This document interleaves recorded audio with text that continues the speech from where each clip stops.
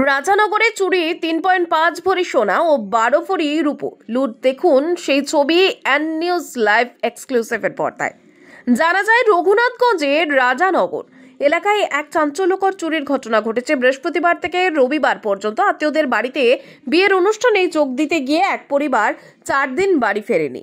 আর এই না ফেরার সুযোগ নিয়ে চোরের দল বাড়িতে ঢুকে প্রায় 3.5 ভরি সোনা, 12 ভরির উপর গহনা এবং 20,000 টাকা নগদ লুট করে নেয়। বাড়ির সদস্যরা বাড়ি ফিরে এসে দরজা জানলা ভাঙা অবস্থায় দেখেন। রঘুনাথগঞ্জ থানার পুলিশ ঘটনাস্থলে গিয়ে তদন্ত শুরু করেছে এবং চোরদের দ্রুত গ্রেপ্তারের আশ্বাস দিয়েছে। স্থানীয়রা নিরাপত্তা নিয়ে উদ্বেগ প্রকাশ করেছেন এবং পুলিশের দ্রুত পদক্ষেপ কামনা করেছেন। রঘুনাথগঞ্জ থেকে ওয়াহিদ রেজার report, N news live exclusive. বিস্তারিত ভিডিও চিত্রে নির্মল বিশ্বাসের প্রতিবেদন। 3 থেকে 3.5 ভরি সোনা হবে আর কি।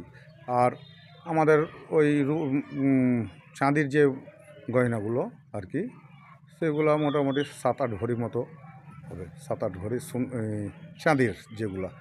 একটা দামি কয়েন ছিল যেটা আমরা মোহর বলি, একটা ওই মোহরটা আগে পুরানো যুগের যে কয়েন হয় ওই রকমই একটা টাকা, কাঁচা টাকা যেটা বলা হয় সেটা। আপনার নাম? তন্ময় দাস। আমরা বিয়ের জন্য আমার মামার বাড়ি গিয়েছিলাম। তাতে 3 রাত আমরা ছিলাম না। 3 রাতের মধ্যে কোন রাতে চুরি হয়েছে সেটা বলতে পারছি না। তো আশা করছি পাশের বাড়ির মানে কাকুর আন্দাজ মতো যে বৃহস্পতিবার রাতে চুরি হয়েছে।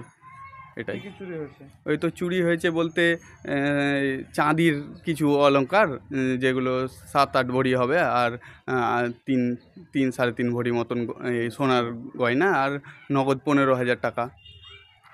এই এলাকাটা কোথায়? এই এলাকাটা হচ্ছে রাজানগর, রঘুনাথগঞ্জ থানার অন্তর্গত।